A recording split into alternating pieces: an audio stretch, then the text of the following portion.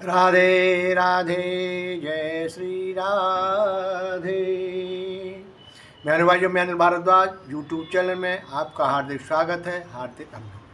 मैं अनुभाइयों, हमारा आपको जो आजकल जो वार्तालाप हो रहा है, हमारी जो कार्य प्रणाली चल रही है, वो है श्रीमद् भागवत जी का दूसरा अध्याय। और दूसरा अध्याय में हम आपको बता रहे हैं, आज 49 में वो अध्याय हमारा जो श्लोक है वो शुरू हो रहा है। आप उसको मैं बता रहा हूँ, और उसमें जो भी है मेरे अंदर है, देखिए जब तक आप पढ़ेंगे नहीं, मैं कई बार आपको कुछ कहूँ, आप तो पढ़ेंगे नहीं, ध्यान से नहीं देंगे, तब तक आप कल्याण। ये कर्म योनि है हमारी, करेंगे जैसे हम करेंगे वैसा हम पाएंगे। आप करते हैं शुरू, बाकी आपकी इच्छा है जैसे क्या करेंगे। हम तो मेरा काम बताना, मैं आपको बता रहा हूँ। ऐसा तिवेता सांगे बुंधर योगी त्वमासुरो बुद्ध्या युक्तो यया पार्था कर्म बंध प्राशसी। हे पार्थ, ये संबुद्धि तेरे लिए पहले सांख्य योग में कही गई है, अब तू इसको कर्म योग के विषय में सुन। जिस संबुद्धि से युक्त हुआ तू कर्म बंधन का त्याग कर देगा। अब इसके आगे कहा है, उसके बाद इसका हम करेंगे। नेहाभिक्रमणाशोस्ति प्रत्यवायो न विद्यते स्वल्पमवश्य धर्मस्य त्रयतो वयतो भयात्। मनुष्य लोक में इस संबुद्ध रूप धर्म के आरंभ का नाश नहीं होता तथा इसके अनुष्ठान का उल्टा फल भी नहीं होता, और इसका थोड़ा सा भी अनुष्ठान जन्म मरण रूपी महान भय से रक्षा कर लेता है। देखो, सांख्य योग, कर्म योग, इन दोनों में भगवान कृष्ण अर्जुन को बताते हैं, कर्म का महत्व बताते हैं। तो कर्म, देखिए हम कोई भी काम करें निष्काम भाव से करें। मैं आपको एक बता दूं, जैसे हम ये हमारी जो योनि है ना, ये कर्म। किसी भी योनि, जितनी भी योनियां हैं संसार में, 83,63,999 जो बची हुई हैं, वो सारी जो योनियां हैं वो सब भोग योनियां हैं। हम यहाँ पर कर्म करके अपने को सुधार सकते हैं।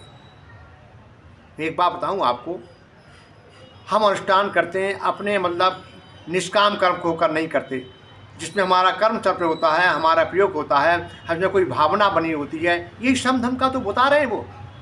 अगर हमारे शरीर और शरीरी, अगर हम शरीरी में, हमारे में मन में अब कामनाएं आ गई, वासना आ गई, तो ये हमारा कल्याण नहीं। हम कोई जब अपनी कामना के लिए करते हैं, निष्काम भाव से करेंगे, अपनी कामना के साथ करेंगे। अच्छा देखो, सबसे पहले तो जो हम अनुष्ठान करते हैं उसका उल्टा उच्चार क्यों पड़ता है? क्योंकि हमारे पास जो आचार्य हैं उनमें शब्दों का कुछ उच्चारण हो गया, कुछ समय का बलीभूत हो गया, तो वो उल्टा होता है। आप नोट कर लिए इसको। इसीलिए आप कभी भी किसी चक्कर में पड़ें, किसी भी से का अपना अनुष्ठान कराएं, तो योग ब्राह्मण को बढ़ाएं। इसलिए आपके काम क्यों नहीं बनते? मैंने जो पढ़ा है, मान लीजिए आपने कोई अनुष्ठान किया, संकल्प लिया आपने, सिर्फ मेरे पुत्र नहीं है, या मेरी बेटी नहीं है, या मेरी वैवाहिक बेटी की शादी नहीं हो रही है, तो आपने क्या, सबसे पहले क्या होगा, वो समय क्या है, स्थान, जो हम स्थान देख रहे हैं जहाँ हमने काम कराना है, वो स्थान कैसा है, वो समय कैसा है, जो करेगा वो कैसा है, और जिसमें धन प्रयोग होगा वो कैसा है, जो कराने वाला है वो कैसा है, और अंत में जो शब्दों का उच्चारण भी होगा वो कैसा है। इनमें से अगर एक भी गलत हुआ ना, तो उसका उल्टा होता है। मान लो आपने बेटे के लिए क्या, बेटी के उत्पन्न होने या किसी की मृत्यु हो जाएगी आपके यहाँ, निश्चित है, ये लिखा हुआ है। दूसरी बात, अगर नहीं हो पाएगा तो आपका बच्चा अंग भंग होकर निकलेगा, आपको सेवा करनी पड़ेगी। ये नियम है। हाँ, निष्काम भाव से करेंगे, आपके साथ कोई कामना नहीं है, कोई लालसा नहीं है, कोई आशा नहीं है, कोई महत्व नहीं है, कुछ हम चाहते नहीं हैं, तो कल्याण है। यही हमको गीता उपदेश देती है। आप निष्काम कर्म होकर काम कीजिए, सांख्य योग में काम कीजिए, कर्म योग में काम कीजिए। हे अर्जुन, तू करना, नहीं करेंगे तो हो जाएंगे। कौन थे, कहते ना कौन थे, क्या हुआ था जब करने के लिए गए थे, तो उन्होंने कुंती जी ने कहा था, अब ये युद्ध करो, कुछ नहीं होगा इनसे। तब कहते कौन थे, माँ कुंती ने यही कहा है कि युद्ध कर। तो यही तो मैं, इसी बात को लेकर मैं आपसे बता रहा हूँ कि इनमें निष्काम भाव से करेंगे आप, आपके कोई भावना नहीं है, कोई कामना नहीं है, यहाँ पर कुछ कर लो। ये जीवन भोग का नहीं है।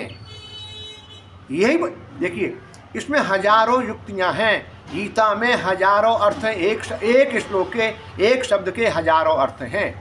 आपने कौन सा अर्थ लेना है, कैसे लेना है, ये आपके ऊपर डिपेंड करता है। आपने पिताजी ने आपको दिया है, पढ़ाने के लिए भेजा है, आप वहाँ पर बीड़ी पीते हैं, सिगरेट पीते हैं, ये आपकी मर्जी है। वो तो पैसे खर्च किए ना आपको पढ़ाने में, वो आपकी मर्जी है ना। यहीं से आप देखो ना, आपने कैसा करना है, आपने जीवन बनाना है। अब जो हो गया तो हो गया, उसको आप मेट नहीं सकते साहब, लेकिन आगे का रास्ता तो आप कर लो। अभी भी वक्त है तुम्हारे पास।